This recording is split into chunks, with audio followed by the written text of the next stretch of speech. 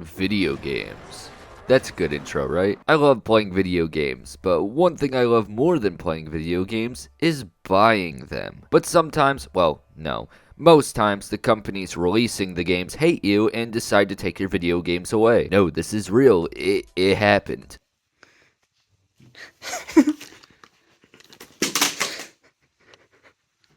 Delisted video games is something that happens to remind us who is really in charge when we get too comfortable. Look at you enjoying Sonic Generations. Who do you think you are? Someone with rights? This is the coldest take ever, but I do not like when a video game gets delisted. I do not agree with it. If I was elected president of the United States, I would evaporate Microsoft for making the Kinect. I've always had this question on my mind. Why? Why do these games get delisted?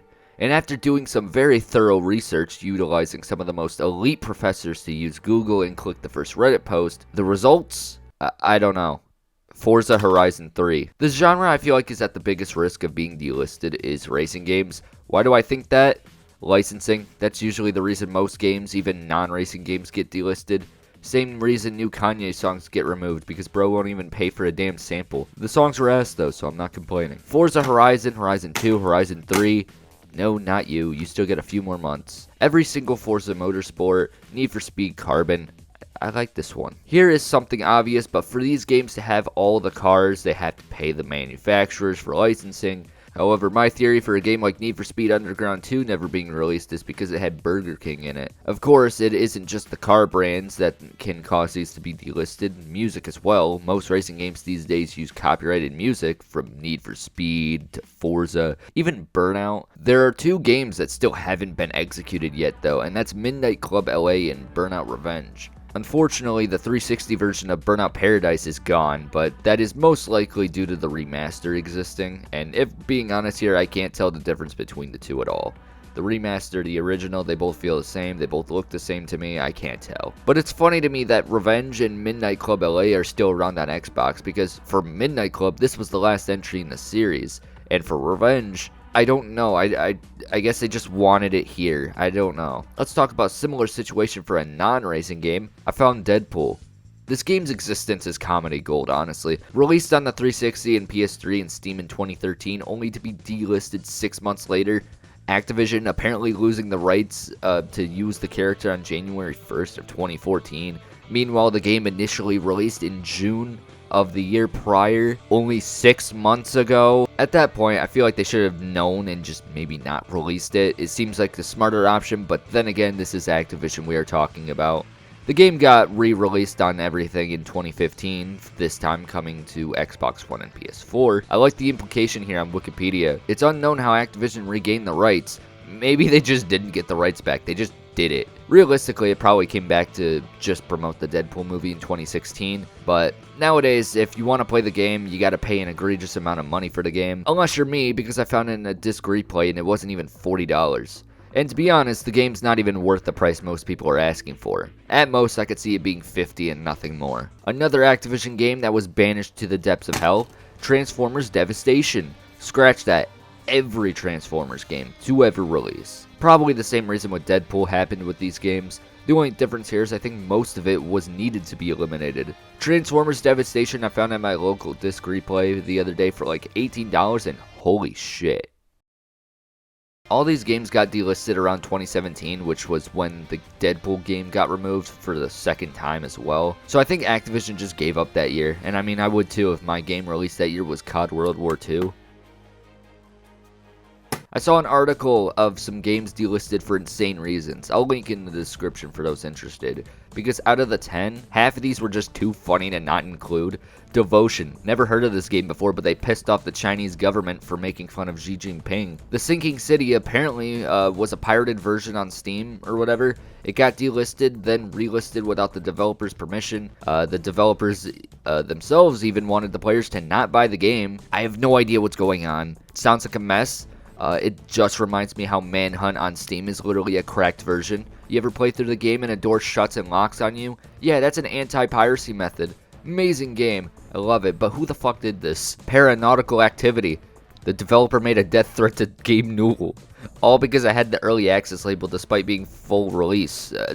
Okay then. The one here that really stole my attention though is Sega trying to increase the value of the Sonic franchise, which, considering what has happened since Sonic Colors, is very ironic. Sonic 06, which apparently came back, but it's gone again for some reason, didn't know that. Secret Rings, Black Knight, Rider, Zero Gravity, and Unleashed, to make way for Sonic Colors and Sonic 4. Thankfully it got relisted, Unleashed, that is. But why Unleashed? I mean, I guess because of the review scores. The irony of this, though, is because they made Sonic Boom and Forces. I feel offended hearing about this because Unleashed is my favorite game, or at least my favorite Sonic game.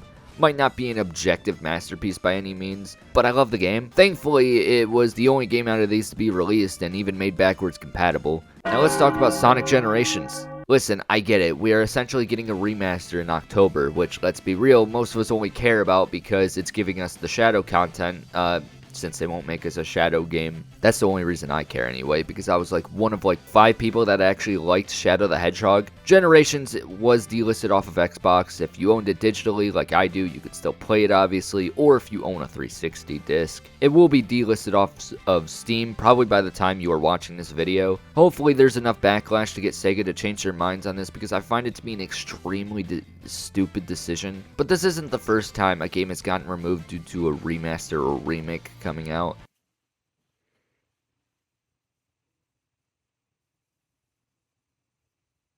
Earlier, I mentioned Burnout Paradise, but the GTA games with the definitive trilogy, I don't need to say anything about these, you already know. The Metro games, Dead Island, Dark Souls, which I find so strange because you have a game like Dead Space or Resident Evil 4, you can still play the original version in some capacity. Now, yeah, you aren't technically playing the original version of RE4, but it's literally just, it's the same game. Even BioShock on Steam, when you buy the remastered collection, you get the original versions of the first 2. It's that easy, they could just do that. Now, here's a weird one.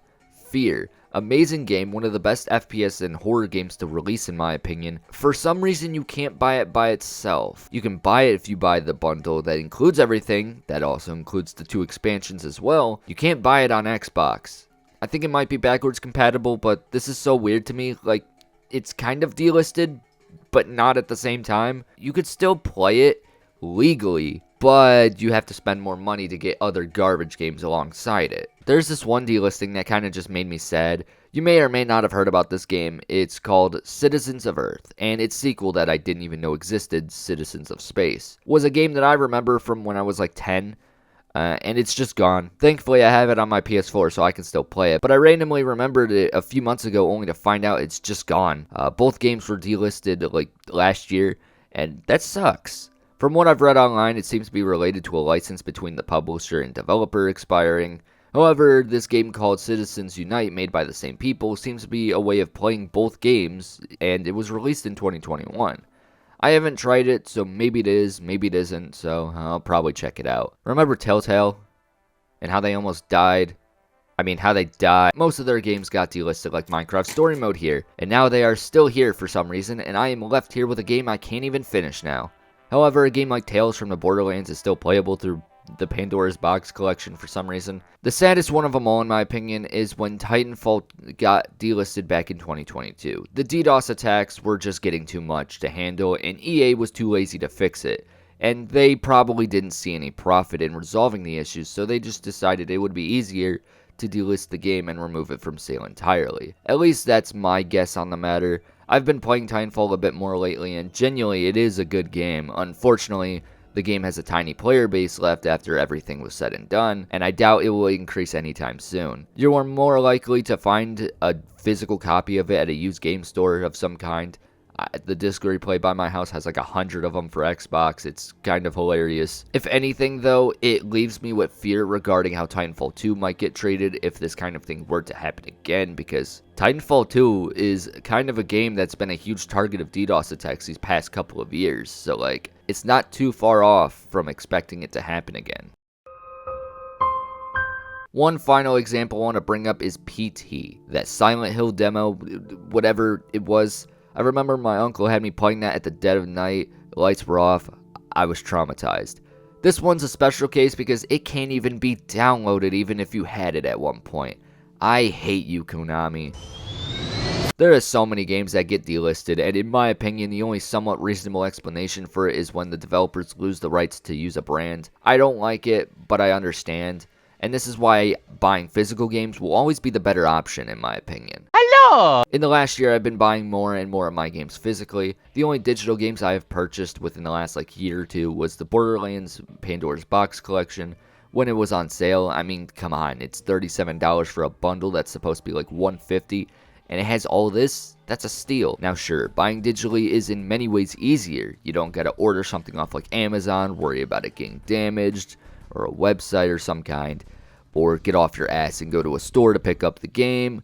You could just hit the buy button, enter your credit card credentials into my DMs on Twitter, then hit send, then boom, the game is downloading, easy enough. But for me, I like seeing the game's box arts. I like having a physical collection. Weirdly, seeing all the games on my Xbox and PlayStation digitally kind of demotivates me from playing anything. But with all the games on disc that I have, I can just get up and put the disc in and bam, I'm playing Peak Fiction.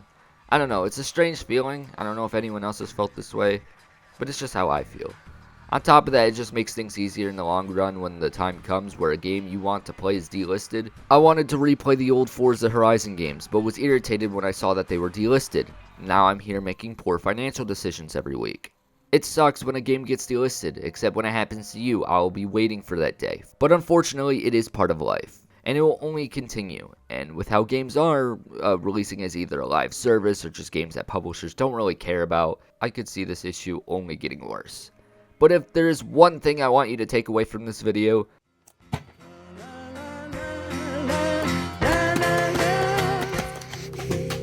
let me know what your favorite delisted game is. Like the video so we can bring back a good game that was delisted, and subscribe for more content like this. And if you enjoyed the video, good. Now goodbye.